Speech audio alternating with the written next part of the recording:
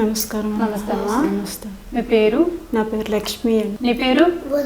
ఉదయ్ కిరణ్ గుణవంతన్.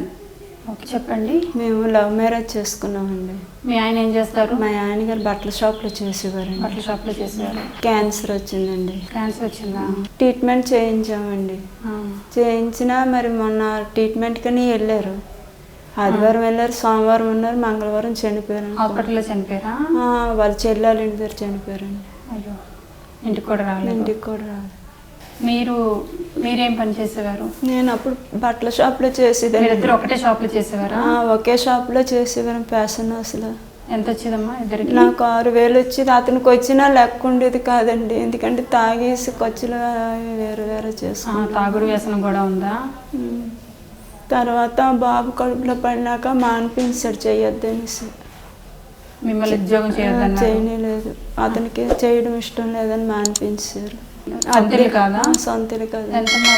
2,000 అండి అద్దె. 2,000 వచ్చి చూసి వెళ్ళారా? మావయ్య ఇప్పుడు వచ్చి చూడనందుకు రాలేదు. పిల్లలు అలాగ ఉన్నారని కూడా అడగలేదు.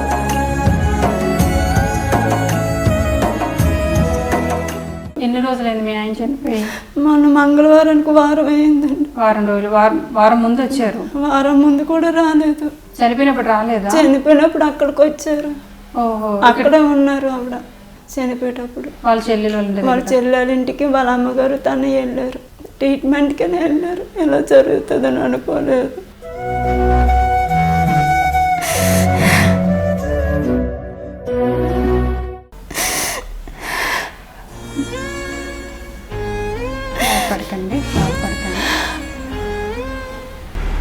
పిల్లల్ని మాత్రం బాగానే చూసుకునేవారండి. నా దగ్గరకు వచ్చేసరికి బాగా చూసుకునేవారు. అంటే ఎలా చూసుకోవడం అంటే ఎట్లా చూసుకునేవాడు కాదు? అంటే మా అమ్మలో ఎవరు ఏ మాట చెప్పినా అనుమానించడం అలాంటివి చేసేవారు. ఓహో, అనుమానం చెప్పండేదా?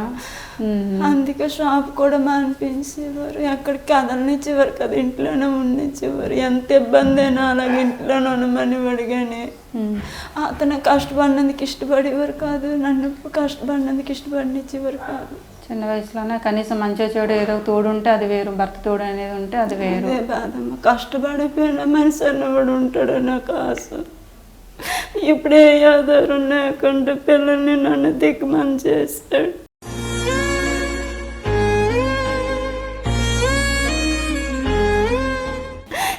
అతని నుండి ఏ ఆధారం లేదు. నా తల్లి కుటుంబం నుండి ఏ ఆధారం లేకుండా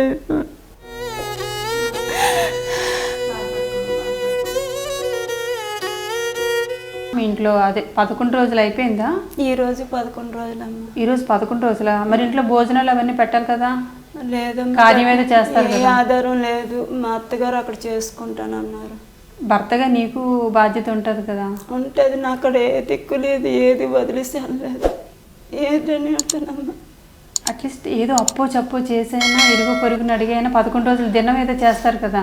చేస్తారమ్మా. ఇప్పుడు నలుగురు అన్నారు సాయం చేస్తానని. మరి నేను 14వ తారీఖున చేద్దాం అనుకుంటున్నాను. ఎందుకంటే లక్ష్మి కొన్ని మనం ఇంకా ఆ సాంప్రదాయాల మధ్యలో బ్రతుకుతున్నాం కాబట్టి వాటికి తగ్గట్టుగానే మనం ఉండాలన్నమాట.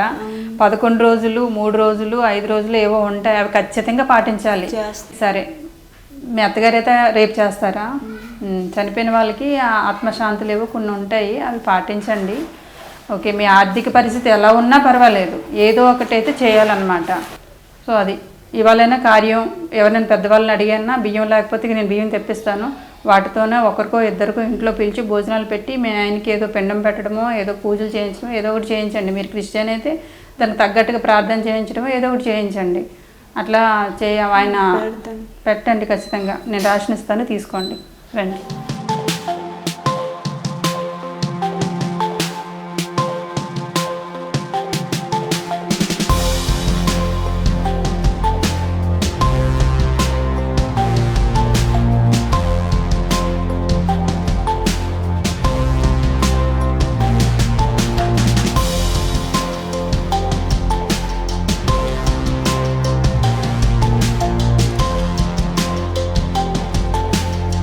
అర్జెంటుగా ఆ పని ఏదో చూడండి అమ్మా. మరీ ఎంత దీనస్థితిలో ఉంటారని నాకు నిజంగా తెలియదు. అసలు మీరు ఇక్కడ ఊరు వచ్చిన తర్వాత మీ గురించి చెప్పారు, ముందు నాకు అంత తెలియదు మీ గురించి. భర్త చనిపోయిన ఒక లేడీ ఉన్నారని నాకు పొద్దుటే చెప్పినట్టున్నారు కదండి మీరు. ఒక మామ కోసం ఈ ఊరు వచ్చాను, అనుకోకుండా మీరు ఉన్నారని జస్ట్ మాకు ట్రావెలింగ్లో మీ గురించి తెలిసిందనమాట. సో పిల్లలు పెట్టుకొని ఇంక ఈ వయసులో చిన్న చిన్న పిల్లలు వీళ్ళు వదిలేసి నువ్వు పనికి వెళ్ళలేవు, వీళ్ళని బ్రతికించుకోవడానికి నువ్వు ఎన్ని కష్టాలు పడాల్సి వస్తుందో.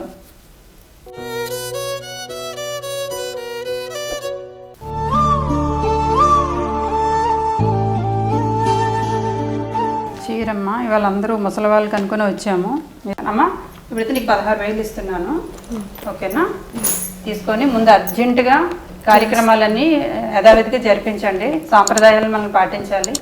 ఎంత కాదనుకున్నా ఆయన మీతో కాపురం చేశారు, 2 పిల్లల్ని ఇంతవరకు మీకు తోడు నీడుగా కష్టం సుఖం చూసుకున్నారు కాబట్టి మినిమం జరగాల్సిన కార్యక్రమాలు ఏమైనా ఉంటే అర్జెంటుగా జరిపించండి, సరేనా?